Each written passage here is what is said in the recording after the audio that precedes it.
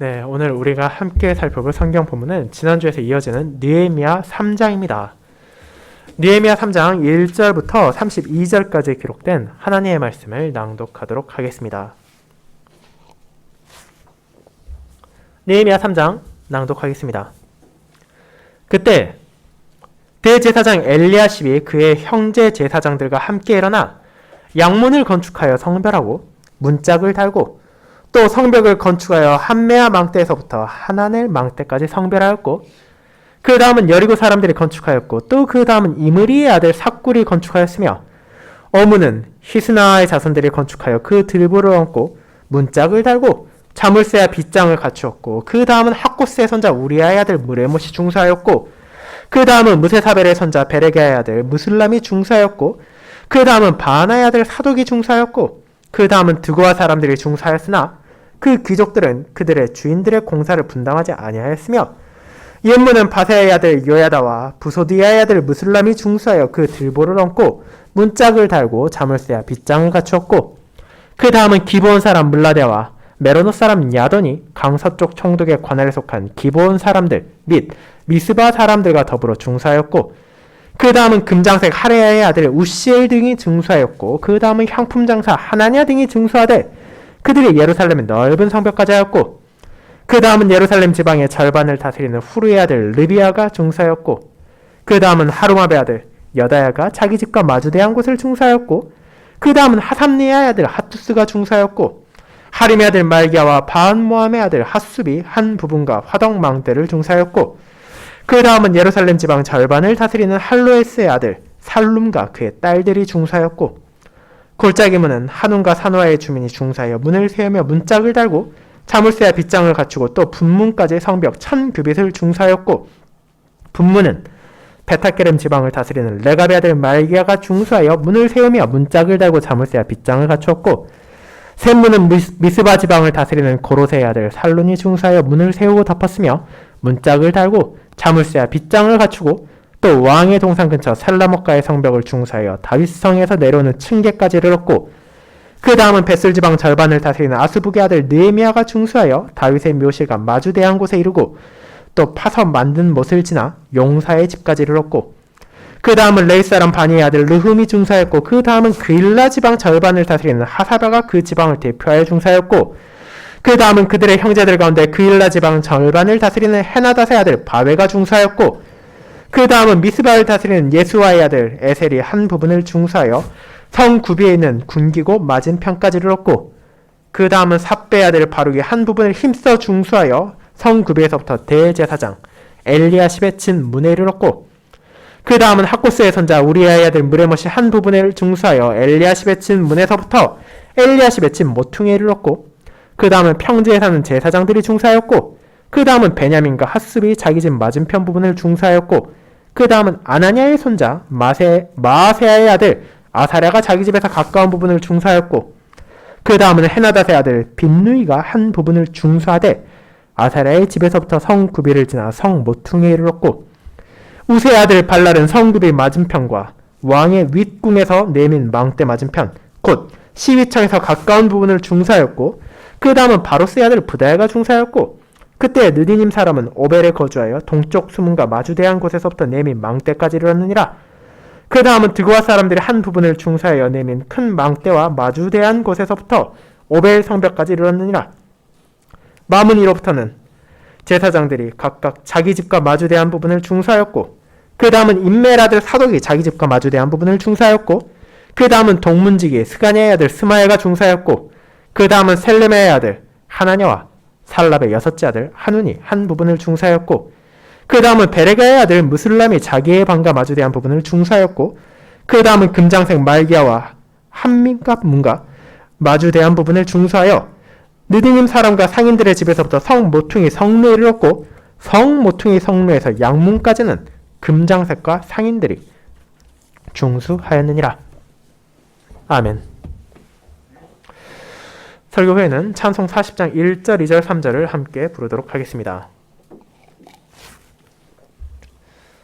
사랑하는 주 예수 그리스도 안에 있는 형제자매님들, 우리는 때때로 내가 참여하기에는, 내가 관여하기에는 너무나 큰 계획이나 큰 프로젝트를 바라볼 때가 있습니다. 크게는 나라를 바꾸고 도시를 변화시키며 작게는 우리가 살고 있는 마을이나 동네를 발전시키는 장대한 계획들을 앞두고 때로는 그 안에 나의 역할이 없다고 생각할 수도 있습니다.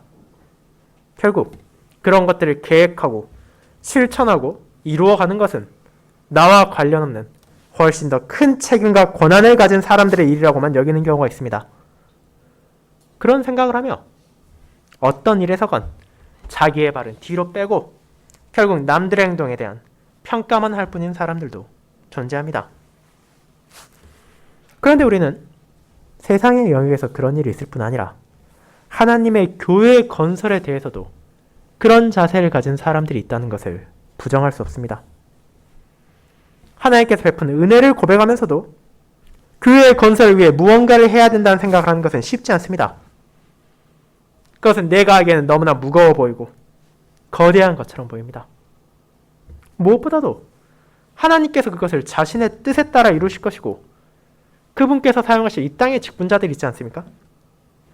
교회의 목사, 장로, 집사와 같은 이들이 일을 담당하면 될 뿐이지 굳이 나와 같은 부족한 사람, 연약한 사람이 무엇을 해야 하겠습니까? 혹시라도 이런 생각이 여러분 안에 스며들 때가 있지 않습니까? 물론 하나님께서는 자신의 뜻을 온전히 성취하시며 그 가운데는 교회를 모으시고 지키시며 보존하는 것도 포함되어 있습니다. 그리고 그분께서 이를 위해 이 땅의 직분자들을 사용하신 것도 사실입니다. 하지만 하나님께서는 그와 같은 한정된 사람들만이 아니라 자신의 모든 백성을 사용하셔서 그분의 뜻을 이루신다는 것을 우리는 잊어서는 안 됩니다. 이 땅의 성도들이 간과하기 쉬운 이 진리를 우리는 오늘의 본문 느헤미야 3장에서 보게 됩니다. 이 본문을 얼핏 보아서는 그다지 큰 의미가 없는 그저 수많은 사람들의 목록과 각각의 작업의 나열처럼 느껴질 수 있습니다. 하지만 우리가 이것이 단순한 작업 목록이 아니라 하나님께서 자신의 백성들에게 주신 진리의 말씀이라는 것을 기억하며 이를 살펴본다면 그 안에서 하나님께서 우리에게 무엇을 전하고자 하신지를 알 수 있습니다. 그것은 느헤미야 한 개인을 칭송하기 위한 것도 아니고 예루살렘에 남아있는 자들을 높이기 위한 것도 아니라 궁극적으로 하나님께서 그 모든 이들을 사용하셔서 자신의 교회를 재건하시고 예루살렘 성벽을 다시 세우셨다는 것을 우리에게 보여주는 것입니다. 그리고 이를 위해 그분께서 누구를 어떻게 사용하셨는지를 우리는 함께 나눌 것입니다. 저는 이와 같은 말씀을 자신의 백성을 사용하셔서 교회를 세우시는 하나님이라는 제목으로 설교하고자 합니다. 그리고 우리에게 난해해 보일 수 있는 이 본문을 통해 하나님께서 무엇을 드러내시는지를 살펴보므로 오늘날의 성도들에게도 저와 여러분에게도 주어진 소명, 교회의 건설을 위해 각자에게 주어진 상황 안에서 하나님께 영광을 돌리기 위한 신실한 삶을 살아갈 수 있는 격려와 권면을 나누고자 합니다. 저는 이를 첫째, 다양한 삶을 살고 있는 백성을 사용하신 하나님, 둘째, 각자에게 주어진 선물을 사용하신 하나님이란 두 대지로 살펴보고자 합니다. 먼저 첫 번째 부분을 나누도록 하겠습니다. 형제자매 여러분, 오늘 본문에 앞서 나오는 느헤미야 2장은 하나님께서 얼마나 놀라운 방식으로 자신의 뜻을 이루시는지를 보여주었습니다. 느헤미야는 자기가 예상하지도 못한 상황에서 기대하지도 못했던 기회를 만나 예루살렘 재건을 위한 허가를 받게 되었습니다. 그리고 이제 그가 예루살렘에 돌아왔을 때 어떤 행동을 하였습니까?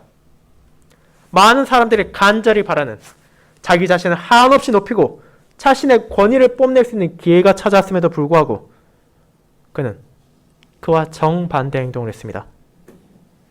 그는 자신을 둘러싼 수많은 사람들의 호기심 어린 눈빛과 탐색하는 자세를 뒤로 한 채 3일간 휴식을 취하고 아무도 모르게 조용히 예루살렘 하나님의 도성의 성벽을 살펴보았습니다.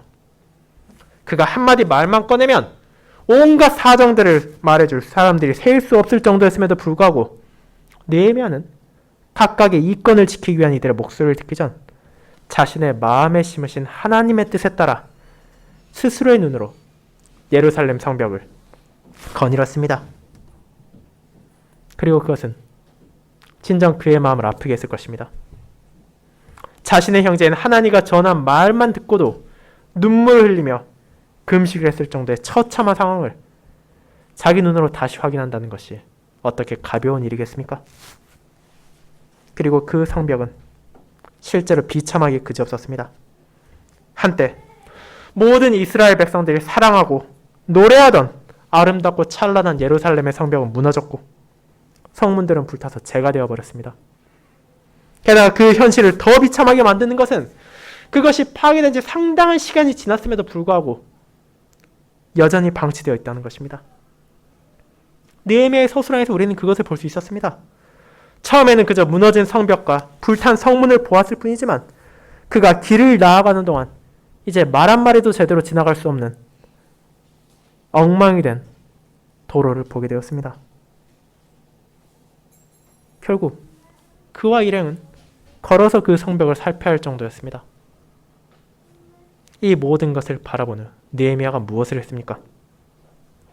그가 진정으로 자신의 영달과 성공을 구하는 사람이라면 이 시점에서 조용히 예루살렘을 떠나 수상궁으로 돌아가는 게 현명했을지 모릅니다.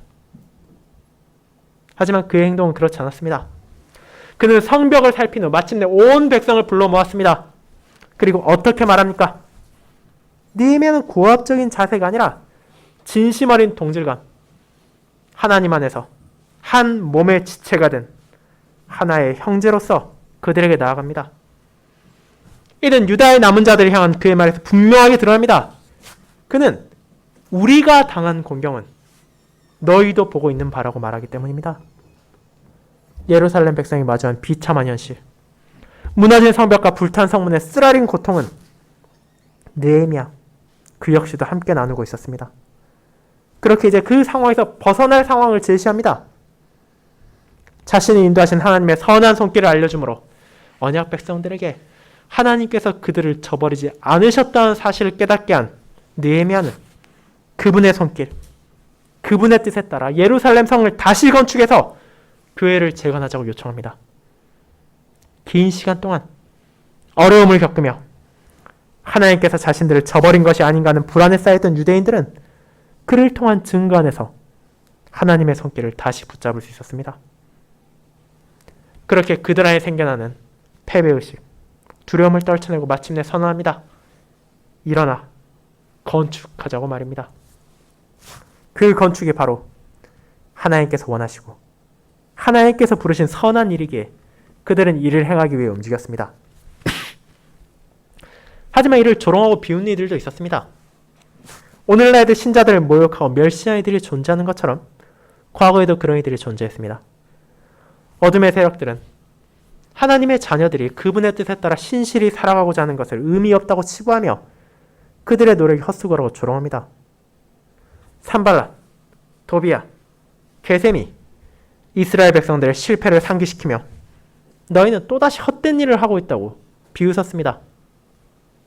그러나 느헤미야는 자신들의 수고가 헛되지 않을 것임을 알고 있었습니다. 왜냐하면 궁극적으로 교회를 세우시는 분은 자기들이 아니라 하나님이시기 때문입니다. 그분께서 선하신 손길로 자신들을 인도하시고 선하신 뜻으로 형통하게 하실 것이기에 언약 백성들은 그 확신 안에서 자기들에게 주어진 소명에 따라 성벽을 건축할 것입니다. 그렇게 예루살렘 백성들이 담대하게 성벽을 재건하며 오늘의 본문인 3장이 시작됩니다. 하지만 정작 이 본문의 내용은 과연 어떤 의미인지 여러분에게 어렵게 다가올 수도 있습니다. 그저 짧게 한 절로 언약 백성들이 함께 힘을 모아서 성벽을 재건했다, 불탄 성문을 다시 만들었다고 말하면 될 것 같지 않습니까? 우리가 누구인지 알 수도 없는 이 수많은 사람들의 이름이 끝없이 나열된 것처럼 보이는 이 말씀을 어떻게 이해합니까? 그렇지만 이 또한 하나님께서 우리의 필요를 위해 주신 진리의 말씀입니다. 그리고 이 본문을 세심히 살핌을 통해 오늘 저와 여러분도 그분께서 이 말씀을 주신 의미를 알 수 있습니다. 이것을 그저 이해할 필요가 없는 이름과 직업들의 나열이라 생각하지 마시고 한번 주의 깊게 읽어보시기 바랍니다. 그렇다면 여러분도 무언가를 깨달을 수 있게 될 것입니다. 그것은 다름 아닌 하나님께서 다양한 삶을 살고 있는 자신의 백성들을 사용하신다는 것입니다. 하나님의 선하신 손길에 따라 성벽을 재건하는 자는 느헤미야만이 아닙니다. 제사장이나 레위인들만의 책임도 아니고 고관 대작들만이 할 수 있는 일이 아닙니다. 하늘의 하나님께서는 이 땅의 백성들을 부르시고 그들 모두가 하나가 되어 자신을 섬길 수 있도록, 그분께만 영광을 돌릴 수 있도록, 그분을 위하여 헌신할 수 있도록 하시기 때문입니다. 이것이 어떻게 오늘의 본문에서 나타나는지를 돕기 위해 이 3장을 함께 살펴보도록 합시다. 우리는 오늘의 본문에서 다양한 직업을 가진 많은 사람들을 보게 됩니다. 먼저 1절에서 우리는 대제사장 엘리야십과 그의 형제 제사장들이 함께 일어났음을 봅니다. 2절에서는 여리고 사람들이 나옵니다. 5절은 드고아 사람들, 그리고 7절은 기브온과 미스바 사람들이 작업이 함께 했다는 것을 보여줍니다.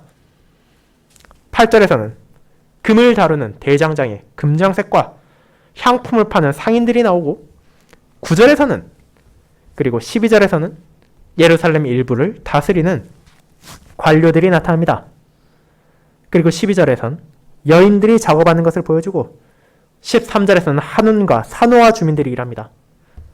15절에서는 미스바 지방을 다스리는 사람이 일어나고, 16절에서는 벳술 지방을 다스리는 사람이 성벽을 재건합니다. 17절은 레위 사람, 22절은 평지에 사는 제사장들, 그리고 29장은 성문을 지키는 성문지기도 형제 자매들과 함께 작업하는 모습들을 보여줍니다. 자, 이를 보고 여러분은 무엇을 느끼게 됩니까?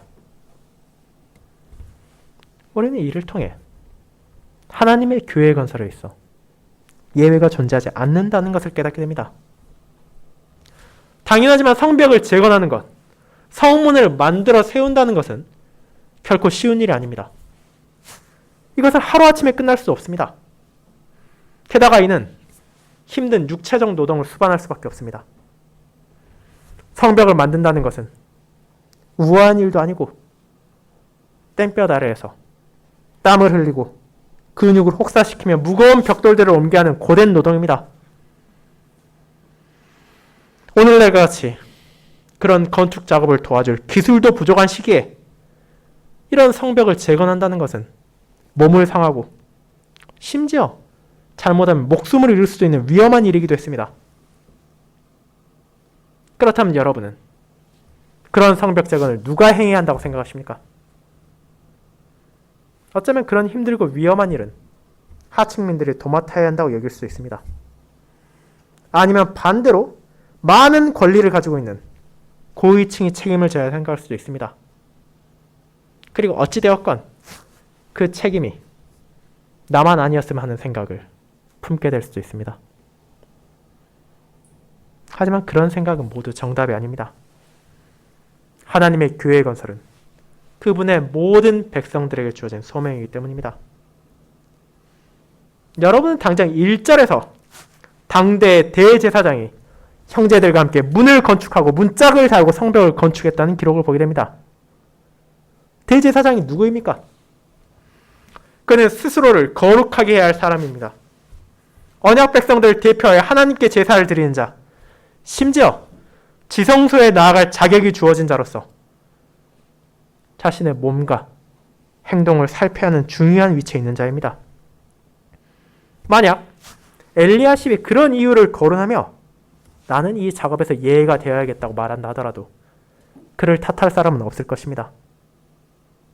왜냐하면 그에게는 성벽 재건보다 더 중요한 소명이 있는 것처럼 보이기 때문입니다.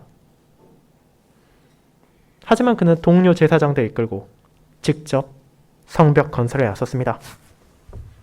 아마도 그가 평생 해본 적이 없었을 건축 현장에 직접 투입되어 무너진 돌들을 치우고 땅을 다지며 벽을 세웠을 것입니다. 그리고 그런 성직자들이 움직였다는 것은 그 자체로 지금 예루살렘 성벽을 건축하는 것이 하나님의 뜻이라는 것을 보여주는 하나의 모범이기도 했습니다. 그렇게 우리는 이어지는 구절들에서 각각의 삶을 살고 있는 모든 백성들이 일어나 일하는 것을 보게 됩니다. 앞선 2장 후반부에서 느헤미야의 말을 듣기 위해 모인 제사장들, 귀족들, 방백들, 그리고 평범한 백성들까지도 일어나 건축하자고 말했던 것은 말로만 멈추는 것이 아니라 실제 그들의 삶에서 증거되었습니다. 제사장들이 움직였고 레위인들이 건설 현장에 나갔습니다. 그 지방을 다스리는 관료들도 예외가 아니었습니다. 예루살렘을 다스리는 관리들, 미스바 지방을 다스리더니 벳술 지방을 다스리더니와 그일라 지방을 대표한 자들 기꺼이 예루살렘을 찾아와 이 소명을 함께 나누었습니다. 그리고 금장색, 금을 다루는 장인들도 이곳에 나와 성벽을 건축했습니다. 향수를 파는 상인들도 함께 했습니다. 오늘날을 따지자면 자영업을 하던 이들이 자신의 가게를 뒤로 한 채 건설 현장에 나아간 것입니다. 그들 중 누구도 이 일이 내가 하기에는 너무 비천하다고, 너무 힘들다고, 내 할 일이 너무 바쁘다는 이유로 이를 외면하지 않았습니다. 그들에게 주어진 일상의 과업보다 더 중요한 것이 있다는 것을 알았기 때문입니다. 그렇게 장인들과 상인들이 기꺼이 희생을 감수하며 성벽을 쌓아 올렸습니다. 그뿐입니까? 심지어 우리는 여인들 역시 이 일을 함께 했다는 것을 보게 됩니다. 12절에 나오는 살룸은 자신의 딸들과 함께 성벽 재건에 나섰습니다. 아마도 그에게는 아들이 없었던 것으로 보이며 이는 당시 안타깝게 여겨질 일이었으나 그 사실이 하나님을 위해 헌신하고자 하는 열정을 막을 수 없었습니다. 그는 자신과 함께 하나님의 언약 백성의 딸들을 이끌고 주어진 소명에 임하고 성벽을 재건했습니다. 그렇게 우리는 극소수의 예외, 5절에 나오는 드고아의 귀족들을 제외하고는 모든 사람들이 기꺼이 성벽 재건에 나섰음을 보게 됩니다. 하나님께서 느헤미야를 통해 펼치신 선하신 손길을 보았기에, 그분께서 자신들에게 베푸신 선하신 뜻을 마음에 새겼기에, 그리고 하늘의 하나님께서 자신들을 형통하게 하시고 이 거룩한 도시 하나님께 바쳐진 성읍을 세우실 것이기에 모든 근심과 염려를 내려놓고 유다 전 지역에서 올라온 백성들이 함께 일했습니다. 그것은 분명 놀라운 일입니다. 그처럼 다양한 계층과 배경을 가진 사람들이 한마음이 되어 무언가를 한다는 것은 찾아보기 힘든 일이기도 합니다.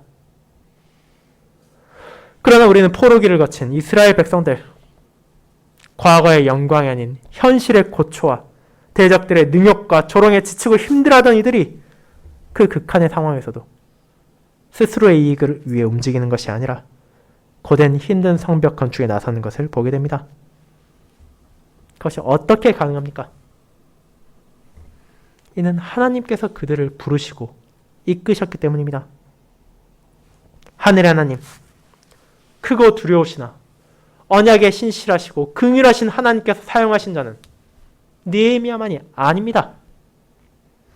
그의 슬픔과 고통을 통해 왕의 마음을 움직이신 하나님께서는 예루살렘에 도착한 느헤미야가 자신의 뜻에 따라 행동하도록 돌보심을 통하여 이제 그 도성에 남아있는 백성들의 마음까지도 움직이셨기 때문입니다. 그리고 그들에게 무엇이 가장 중요한 것인지, 지금 그들이 해야 할 일이 무엇인지를 깨닫게 하셨습니다. 그것은 바로 하나님을 섬기고 그분께 영광을 돌리며 그분 앞에서 선한 일을 행하는 것이었습니다. 그리고 그런 과업을 수행하는 자신들을 하나님의 선하신 손길이 붙잡고 계시고 지키고 계신다는 사실도 알게 하셨습니다. 그리고 그처럼 주어진 소명에 따라 신실히 임한 이들은 놀랍게도 2장의 마지막에 나온 것처럼 하나님만이 아니라 후대의 모든 신자들에게도 기억되는 영광을 받았습니다. 하나님께서 그들을 기억하시고 믿음의 후손들이 그들을 기억합니다. 그들을 통해 드러난 하나님의 손길을 생각하며 지금의 나에게도 주어진 소명을 외면하지 않을 수 있는 권면과 격려를 줍니다. 그렇게 우리는 지금 나오는 수많은 사람들의 목록이 결코 무의미하지 않을 뿐 아니라 오늘의 저와 여러분에게도 필요한 진리를 담고 있다는 것을 깨닫게 됩니다. 사랑하는 형제자매 여러분, 그렇다면 이제 우리는 어떻게 합니까? 물론 저와 여러분에게도 각각의 수많은 이유와 환경이 있습니다. 교회의 필요가 있다 하더라도 어쩌면 나의 일상이 너무나 바쁜 것처럼 느껴질 수도 있습니다. 어쩌면 무언가가 내가 하기에는 너무 버거운 것처럼, 너무 막중한 것처럼 느껴질 수도 있고, 아니면 반대로 너무 사소한 것처럼 여겨질 수도 있습니다. 그리고 무엇보다도 내가 아니라 다른 사람들이 충분히 그것들을 할 수 있다 생각하며 그저 바라만 보기를 원할 수도 있습니다. 하지만 오늘 우리는 하나님께서 어떤 사람을 교회를 위해, 자신의 백성들을 위해 부르시는지를 보았습니다. 그것은 모든 성도입니다. 부유하건, 가난하건, 육체노동에 익숙하건, 정신노동에 익숙하건, 남자건, 여자건, 어린 자녀건, 나이가 많건, 각각의 상황과 배경 가운데 살고 있는 그분의 백성들을 하나님께서는 부르시고 사용하십니다. 그리고 그 소명에 따라 살아가는 것이 얼마나 아름다운 것인지를 예루살렘 성벽을 재건하는 것으로 보이십니다. 하지만 동시에 우리가 생각해야 할 것이 있습니다. 그 하나님께서 정말로 우리가 할 수 없는 것을 요구하십니까? 우리의 일상에서 주어진 소명들을 다 버리고 그저 교회만 하루 종일 있게 하십니까? 그렇진 않습니다.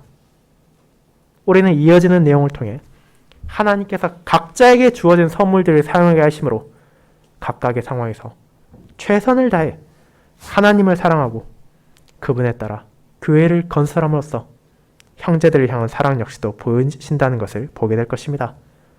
그것이 두 번째, 각자에게 주어진 선물을 사용하신 하나님으로 이어집니다.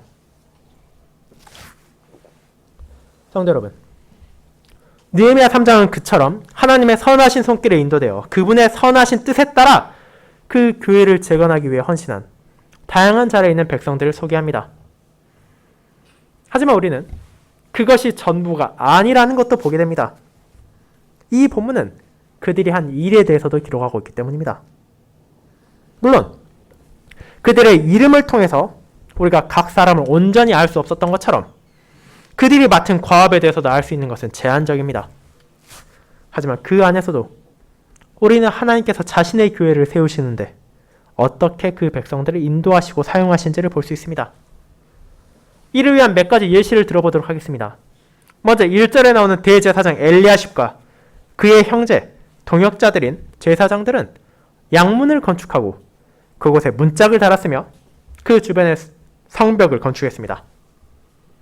그리고 우리는 여기에서 이 양문이 무엇인지를 주목해야 합니다. 이 문은 말 그대로 양들이 지나다니는 문입니다.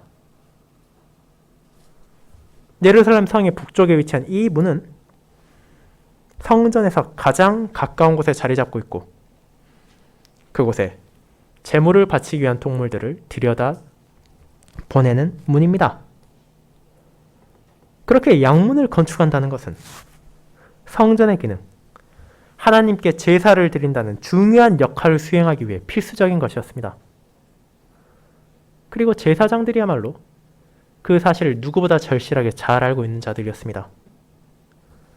그렇게 그들은 직접 일어나서 양문을 건축하고 성문을 다는 헌신을 통해 백성들이 제사를 드리는 데 있어 필요한 준비를 했습니다. 그리고 우리는 3장에 나오는 다른 건축 현장에서는 볼 수 없는 특별한 단어, 성별한다는 표현까지도 여기에서 보게 됩니다. 그 표현은 그 길을 깨끗하게 하고 정결하게 하여 그곳에 들어오는 제물들이 흠이 없게 정비했다는 의미입니다. 그렇다면 누가 이 일을 가장 잘할 수 있겠습니까? 그것은 제물의 역할을 알고 있고 제사의 중요함을 알고 있는 자들, 바로 제사장들이었습니다. 그렇게 그들은 기꺼이 대제사장의 인도에 따라 건축 현장에 나가 성벽을 쌓고 문을 달고 길을 정비했습니다. 그뿐입니까? 우리는 또 다른 예를 14절에서도 볼 수 있습니다. 여기에서 우리는 베타게렘 지방을 다스리는 고로세의 아들 살룬, 즉 나름의 권력과 지위를 가지고 있는 방백 가운데 한 명의 작업을 보게 됩니다. 그와 그를 따르는 사람들은 어디에서 일했습니까? 여러분은 그들이 분문에서 일했다는 것을 보게 됩니다. 분문은 무엇입니까? 여기 나오는 분은 우리가 일반적으로 알고 있는 분뇨를 가리킬 때 분입니다.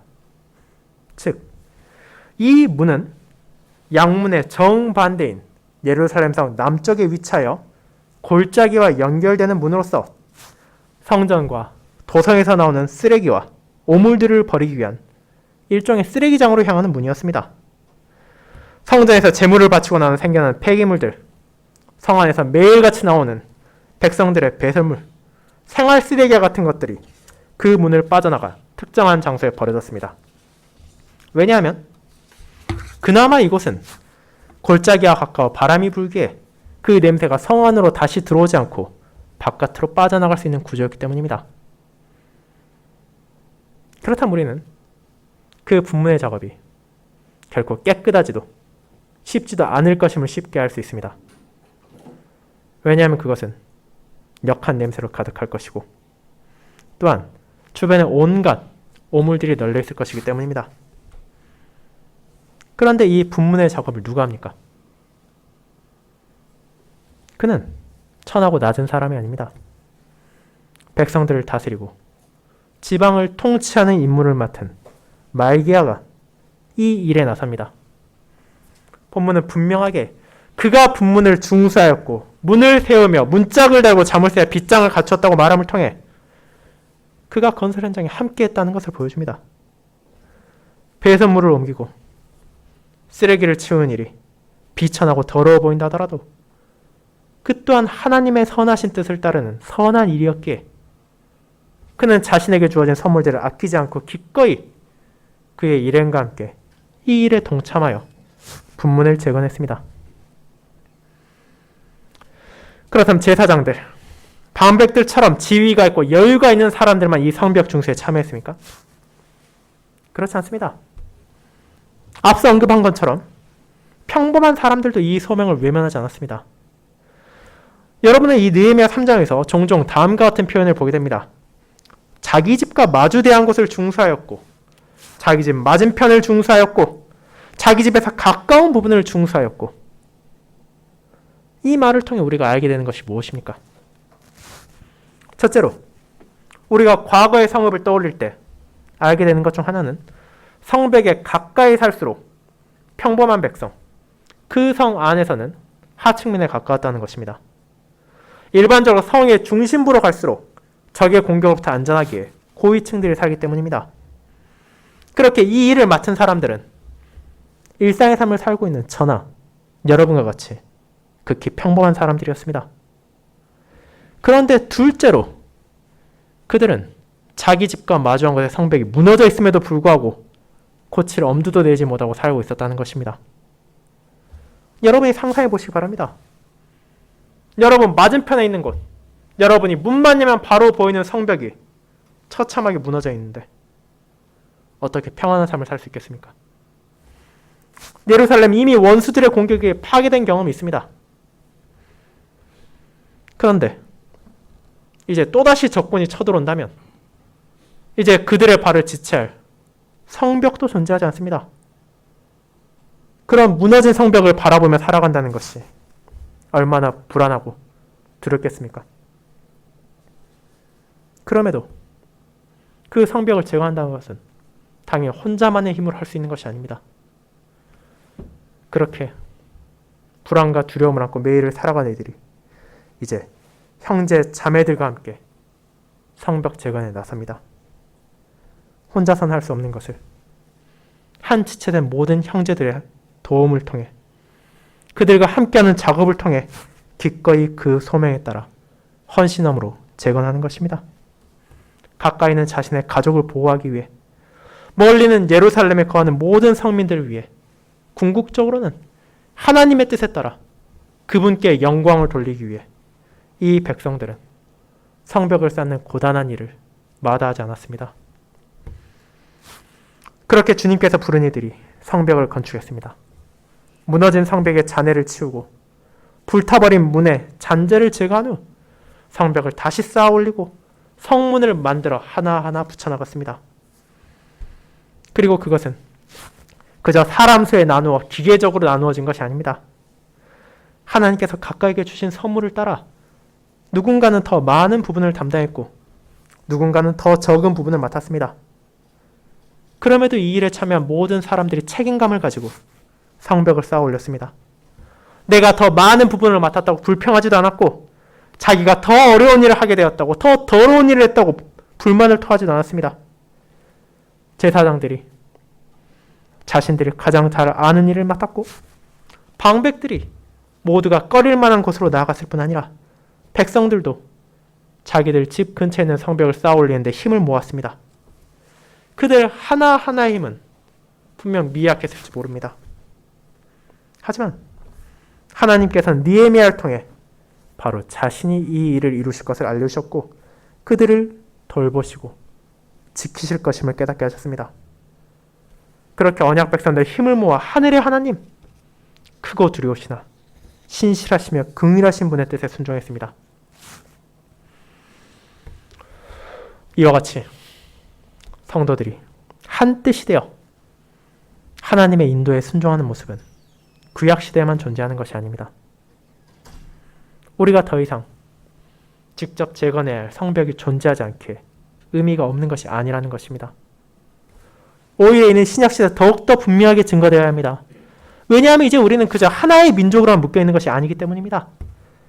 신약시대 우리는 그리스도 안에서 한 몸의 지체가 되었다는 것을 알게 되었습니다. 머리신 그리스도 안에 수많은 지체들이 한 몸이 되었습니다.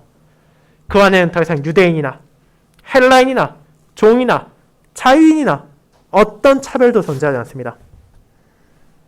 예루살렘 성벽을 재건하는 일에 방백과 백성들의 구별이 없었던 것처럼 제사장과 상인의 구별이 없었던 것처럼 남녀노소가 이를 함께 했던 것처럼 그리스도의 몸이 된 교회는 이제 각자에게 주어진 선물을 사용하여 그분의 뜻에 따라 하나님을 섬기고 서로를 섬기라는 소명을 받았습니다. 우리의 육신의 지체 가운데 아무리 사소해 보이는 부분이라 하더라도 그 기능을 잃어버린다면 몸 전체에 영향을 주는 것처럼 성도들은 그리스도 안에서 하나가 되어 자신들에게 주어진 소명에 따라 교회를 세워나갑니다. 하나님께서 우리 모두에게 각각의 은사를 주셨고 역할을 주셨습니다. 그렇게 교회를 세워나간 일에 형제와 자매는 함께 힘을 모아 서로를 격려하고 권면하며 하나가 되어야 합니다. 몸의 각각의 지체들이 내가 더 훌륭하다고 자랑하는 것이 아니라 자신이 가지지 못한 것을 질시하지 않는 것처럼 성도는 분쟁이 없이 그리스도의 몸으로서 서로의 고통을 나누며 서로의 영광을 함께합니다. 그렇게 우리는 한 몸으로 한 뜻을 순종하며 한 머리를 향해 영광을 돌리기 위해 살아갑니다. 그것이야말로 우리가 받은 아름다운 소명이며 영예입니다. 사랑하는 성도 여러분, 물론 저와 여러분은 더 이상 물질적인 교회의 벽을 쌓을 필요도 없고 멀쩡히 있는 교회의 문을 뜯어내고 새롭게 붙일 필요가 없습니다. 하지만 그것이 우리에게 주어진 소명이 없다는 것입니까? 그렇지 않습니다. 지금 이 순간에도 저와 여러분은 각각의 자리에서 우리의 하나님께서 주신 뜻에 따라 살아가야 합니다. 그리고 이것은 거창한 것도 아니고 우리가 손댈 수 없는 것도 아닙니다. 무너진 성벽을 마주하고 살았던 이들이 그 잔재를 정리하고 다시 성벽을 쌓아 올린 것처럼 우리 안에 있는 옛 본성의 잔재에 굴복하지 않고 우리는 진정 따라야 할 하나님의 뜻에 순종해야 합니다. 제물들이 흠없이 성문을 지나 성전에 나올 수 있도록 제사장들이 팔을 걷고 성벽을 건축하고 문을 세우는 성배를 했던 것처럼 그리스도의 지체로서 우리 또한 제사장으로 자기 자신을 감사의 산 제물로 바치기 위해 방해되는 것들을 제거하며 나의 모든 말과 행동과 생각을 하나님 앞에 합당한 거룩함을 지향하도록 해야 합니다. 그리고 그와 같은 소명은 먼 곳에서 할 수 있는 것이 아닙니다. 매일같이 계속되는 나의 평범한 일상에서 우리는 하나님의 뜻을 증거하고 그분의 말씀에 따라 순종하는 삶을 이 세상에 비춤으로써 바로 우리의 아버지께 영광을 돌릴 수 있습니다. 형제와 자매의 고통과 아픔을 남의 일처럼 생각하는 것이 아니라 바로 나의 일처럼 여기며 함께 그 짐을 나누고 서로를 격려하며 주님을 바라볼 수 있습니다. 교회의 필요가 있을 때, 성도의 필요가 있을 때 나에게 주어진 선물이 무엇인지를 생각하며 그것을 아낌없이 나눔을 통하여 그분의 지체로서의 삶을 증거할 수 있습니다. 그리고 그와 같은 삶을 살아가도록 하나님께 선하신 뜻 안에서 나를 인도하시고 선하신 손길로 나를 보호하신다는 것을 우리는 경험할 수 있습니다. 이제 하늘의 하나님께서는 그리스도 안에서 우리를 영원한 성, 결코 무너지지도 않고 흔들리지도 않는 새 예루살렘 안에서의 유업을 약속하셨습니다. 그리고 우리가 그 예루살렘을 상속받을 날이 점점 다가오고 있습니다. 그렇게 우리는 불안과 근심과 염려를 내려놓고 그것을 향해 나아가며 그 길을 걷는 동안 우리의 하나님께 주신 소명에 신실히 살아갈 수 있습니다. 그와 같은 삶, 확신을 가지고 주님 안에서 그분의 뜻에 순종하는 삶이 이번 한 주 여러분 안에서도 이 세상에 증거되길 소망합니다. 아멘.